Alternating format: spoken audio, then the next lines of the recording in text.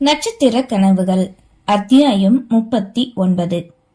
ஒவ்வொருத்தருக்கும் ஒவ்வொரு மனநிலையில் நாட்கள் கடந்து கொண்டிருக்க வளகாப்பு வரவேற்பு இரு நிகழ்ச்சிக்கான நாட்களும் அருகில் வந்திருந்தது. வளகாப்பு அழைப்புதல் அனைவருக்கும் கொடுத்து கொண்டிருக்க ஒரே ஊர் என்றாலுமே பகை கருதி மகாலட்சுமி வீட்டிற்கு மட்டும் கொடுக்கவில்லை. தன் மகள் வாழ வேண்டிய இடத்தில்தானே இவர்களின் மகள் வாழ்கிறாள் என்ற எண்ணம் குரோதமாக வளர்ந்திருந்தது நீலகண்டன் வள்ளியம்மாள் இருவருக்கும். இவர்கள் அழைக்காதது நல்லதுதான் என்ற நினைப்பில் மகாலட்சுமி இருந்தார். பின்னே இவர்கள் அழைத்தாலும் செல்ல போவதில்லை. தன் அண்ணன் மகளை அவளின் குடும்பத்திடமிருந்து பிரித்து விட்டாரே, அதுவும் அவமானப்படுத்தி விட்டாரே எண்ணத்தில் கொதித்துக் கொண்டிருந்தனர். காலையில் வேலைக்கு செல்லும் யாழ்மதி விளக்கேற்றும் நேரம்தான் வீட்டிற்கு வருவாள். தமிழ்ச்செல்வியும் இளங்கலை கடைசி வருடம் என்பதால் அதிதீவிரமாக படிப்பில் மூழ்கினாள். வழக்கம் போலே யாழ்மதி வீட்டில் இருக்கும் நேரம் அனைவரிடமும் கைபேசியில் அழைத்து பேசினான் இளந்திரையன். அவளை மட்டும் வேணுமென்றே தவிர்த்து, ஆனால் மனைவியை பற்றி வீட்டாரிடம் கேட்டு தெரிந்து கொள்வான். அவள் விருப்பப்பட்ட வேலைக்கு சந்தோஷமாக சென்று வருகிறாள் என்பதே நிம்மதியை கொடுத்தது. பெற்றவர்களுக்கு ஏன் அவளுமே அறியாது பெங்களூரில் வீடு பார்த்து கொண்டிருந்தான். தாங்கள் இருவரும் சேர்ந்து வாழப்போகும் நாட்கள் அருகில் வந்து விட்டதாய் உள்மனம் கூற அதையே ஆவலோடு எதிர்பார்த்து காத்திருந்தான். இவனின் இந்த எண்ணம் நிறைவேற சில கஷ்டங்களை தாங்க வேண்டும் என்பது விதி கொடுத்த சோதனையோ என்னவோ. அறையை விட்டு வெளியே வந்த சங்கரமூர்த்தி சமையலறையில் இருந்த மனைவியை அழைத்தார். எதுக்கு இப்படி காலையில கத்திரிக்க? சொல்லுங்க, என்ன விஷயம்? சம்மந்தி வராங்களா, அதுக்கு ஏற்பாடு பண்ணி வை. எனத்த பண்ணி வைக்க? ஆமா, எதுக்கு வர்றாங்க? அதான் வரவேற்புக்கு வர சொல்லி போன் பண்ணியே சொல்லிட்டாங்கல்ல, எதுக்கு நேர்ல? என்னடி வேண்டா வெறுப்ப பேசுற? யாரோ வர்ற மாதிரி? தேவா நம்ம புள்ள, அவன் பொண்டாட்டி இந்த வீட்டுக்கு மருமக, மறந்துடாத.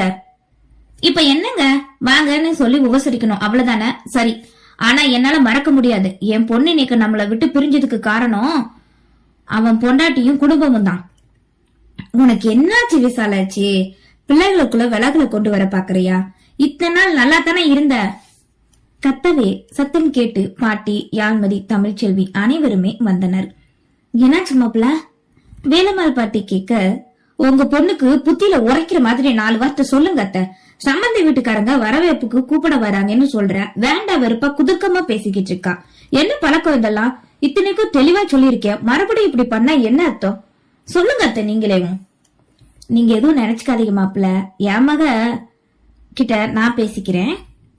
மாமா விடுங்க, அத்தை மனசுக்குள்ள எதுவும் வச்சுக்க மாட்டாங்க, பட்டுன்னு பேசிடும்னு தெரிஞ்சது தானே. இத போய் பெருசு பண்ணாதீங்க. யாரு வந்தாலும் நல்லா கவனிச்சு அனுப்புறதா அவங்களோட குணம். என்னத்த நான் சொல்றது, சரிதானே? கூறியவாறு வந்த மக யாழ்மதி தன் மாமியாரின் தோளில் கை போட்டு கொண்டாள். போடி போக்கத்தவளை, நல்லா ஐஸ் வைக்கிற, ஒழுங்கா வீட்டுக்கு மருமகளா இருக்கிற வழிய பார் என அந்த நொடியும் அவளின் காலினை வாரிவிட்டு சென்றாள். எப்பப்பா மாமாவும் அத்தையும் வராங்க? ஆர்வமோடு தமிழ்ச்செல்வி கேட்க, இன்னும் கொஞ்ச நேரத்துல வந்துருவாங்க, இப்பதான் போன் பண்ணி சொன்னாகம்மா. அப்படியா? அப்போ நான் இன்னைக்கு காலேஜ் போகல, துள்ளலோடு கூறிய தமிழ்ச்செல்வி சந்தோஷமாக அறைக்குள் ஓடினாள். மாமா நான் வேலைக்கு போகவா இருக்கவா? ஒரு நாள் லீவ் போட முடியுமாடா? முடிஞ்சா வீட்டிலே இரேன் என்க சரி என்றால். பின் நேரம் செல்ல கூறியது போன்றே அதித்தியின் பெற்றோர் ராதிகாவும் பசுபதியும் காரில் வந்து இறங்கினர். அவர்கள் இருவரையும் இன்முகத்தோடு உள்ளே அழைத்து சென்று சில மணி துளிகள் நலம் விசாரிப்பு படலம் நடந்தது. குட்டிமா காலேஜ் போகலையா? நீ வீட்டுல இருக்க? நீங்க வரும்போது நான் இல்லாம இருந்தா எப்படி மாமா? அண்ணி ஹனிமூன் போயிட்டு வந்துட்டாங்களா? முன்னாடி போட்டோஸ் எல்லாம் அனுப்புவாங்க, இப்பெல்லாம் அனுப்பவே மாட்டிக்காங்களே. இல்லம்மா இன்னும் வரல, அடுத்த வாரம் வரதா சொல்லிருக்காங்க 2 பேரும். சமந்தி, அப்புறம் நாங்க போனதுக்கு பிறகு இங்க நடந்த பிரச்சனையெல்லாம் அதித்தி சொன்னா மன்னிச்சிருங்க சம்பந்தி. இதுல நீங்க மன்னிப்பு கேட்க என்ன இருக்கு? ஏதோ அப்படி நடந்து போச்சு, எல்லாம் நல்லதுக்கு தான், விடுங்க என்க அந்த நொடி அனைவரையும் சாப்பிட அழைத்தார் விஷாலாட்சி. விஷாலாட்சியின் குணம் என்ன என்பதை யாராலும் எந்த நொடியும் கணிக்க முடியாது.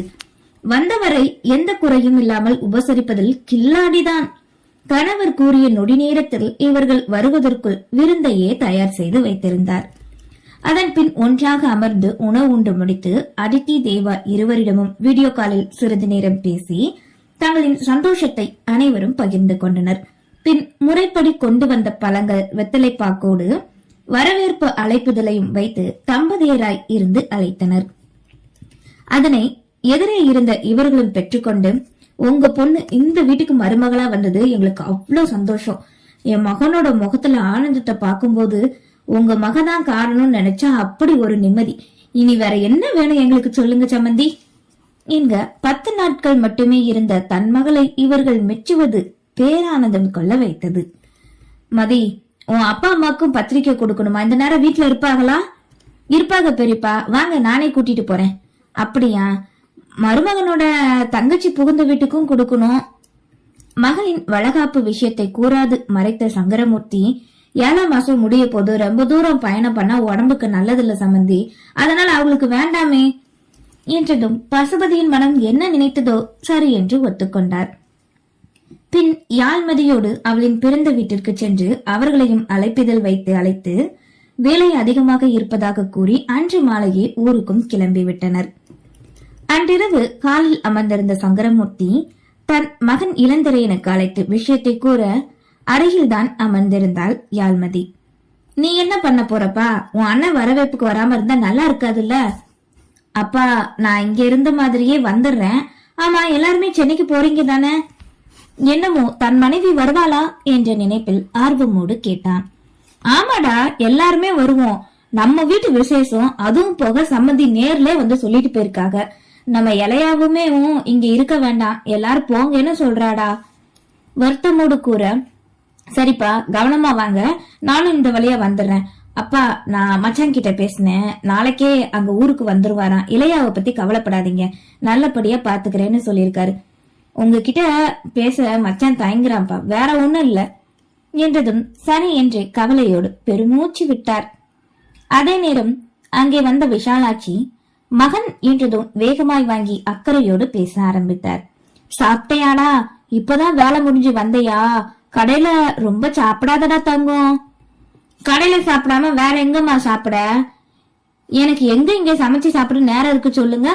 முன்ன இதை போல பேசும்போது கல்யாணம் பண்ணி வச்சிடறேன், சீக்கிரம் உன் பொண்டாட்டிய உன் வாய்க்கு ருசியா சமைச்சு போடுவான்னு சொன்னீங்க. ஆனா இப்ப பாரு, கல்யாணம் முடிஞ்சு முன்ன இருந்த நிலைமைதாமா எனக்கு என்க. அதனை கேட்ட யாழ்மதிக்கு நெஞ்சம் பிசைந்தாலும் உச்ச கோபத்தில் அமர்ந்திருந்தாள். மவனையும் ஒரு தடவை யாரும் பேசுற, பேசாம வேணும்னே இருந்துகிட்டு உனக்கு சமைச்சு போட பொண்டாட்டி வேணுமா? பொண்டாட்டி? நான் என்ன உன் வேலைக்காரியாடா? சரி, அப்படியே பொண்டாட்டி வேணுனாலும் இங்க வந்து கூட்டிட்டு போகணும். ஏதோ புரிஞ்சுக்காம ஒரு தடவை நீ போ, எனக்கு என்ன, எப்பவும் போல இருந்துப்பேன்னு சொல்லிட்டேன். அதையே பிடிச்சுக்கிட்டு தொங்கிட்டு கிடக்க திமிரு பிடிச்சவனே, போடா, எனக்கு என்ன, உன் வயிறு தானே அங்க காஞ்சிட்டு கிடக்கு. மிடக்காக எண்ணிக்கொண்டவளோ உதட்டை சுளிக்க மகனிடம் பேசிக்கொண்டு தன்னையே கண்ட மாமியாரை கவனித்தாள். அடியாத்தி, இது எதுக்கு இப்படி நம்மள பாக்குது? மதி, ஓடிடு, இல்ல மறுபடியும் புராணத்தை ஆரம்பிச்சோம் இது எண்ணியவாறு அங்கிருந்து விறுவிறுவென ஓடியே விட்டாள். அதனை கண்ட விஷாலாட்சி சிரிக்க, என்னம்மா, என் பொழப்பு உங்களுக்கு சிரிப்பா இருக்கா? எதிர்முனையில் இருந்தவனோ கேட்க, இல்லடா, உன் பொண்டாட்டி என்னை பார்த்து பயந்து ஓடுறதா சிரிப்பா இருக்கு. சரி ராசா, இனி வந்ததுக்கு அப்புறம் இவளை கூட்டிட்டு போறியா? அப்படிதான் நினைக்கிறேன், பாக்கலாமா? என்னடா நீ பாக்கலான்னு சொல்லிக்கிட்டு இருக்க? உன் கூட கல்யாணம் முடிஞ்சு உன் அண்ணன் விட்டான், அவன் பொண்டாட்டி பாரு உலகத்தையே சுத்தி காட்டுவான் போல. நீ என்னடானா விட்டுட்டு ஓடி இருக்கியேடா. என்னம்மா ரொம்ப சலிச்சுக்கிற? என் மேல இருக்கிற அக்கறையா இல்ல மதித்தோல தாங்கலையா உனக்கு? ரெண்டும் தாண்டா என்க. அதன் பின் இன்னும் சிறிது நேரம் பேசிவிட்டு கைபேசியை வைத்தனர். படுக்கையில் விழுந்த யாழ்மதியும் இளந்திரேனும் ஒருத்தருக்கொருத்தரைத்தான் நினைத்துக் கொண்டனர்.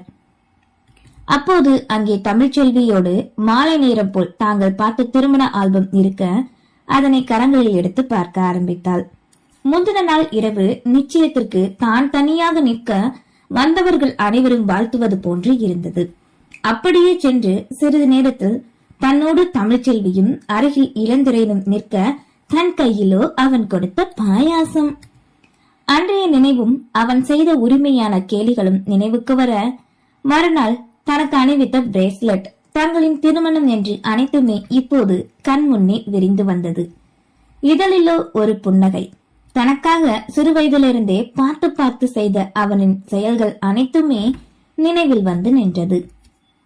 தன் வீட்டில் இரட்டை பெண் பிள்ளை என்பதால் ஆண் பிள்ளை என்றும் அன்னை தேவாவையே நினைப்பார்.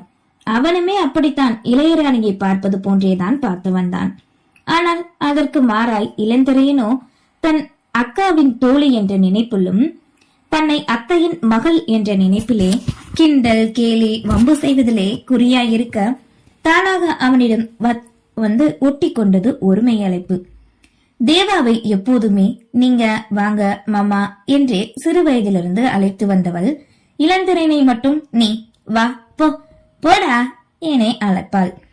அவனுமே அப்படித்தான். அந்த உரிமையும் நெருக்கமும் தான் தங்களை இன்று இணைத்ததோ. கண்ணவனுக்கு தாங்கள் இருவரும் சேர்ந்திருந்த திருமண புகைப்படத்தை அனுப்பி ஹார்ட்டின் சிம்பலோடு மிஸ் யூ என்ற குறுஞ்செய்தியும் சேர்த்து அனுப்பினாள் யாழ்மதி. எப்போது சென்னைக்கு செல்வோம், தன்னவனை காண்போம் என்ற நினைப்பிலே அப்போதே காத்திருக்க தயாரானாள். நன்றி.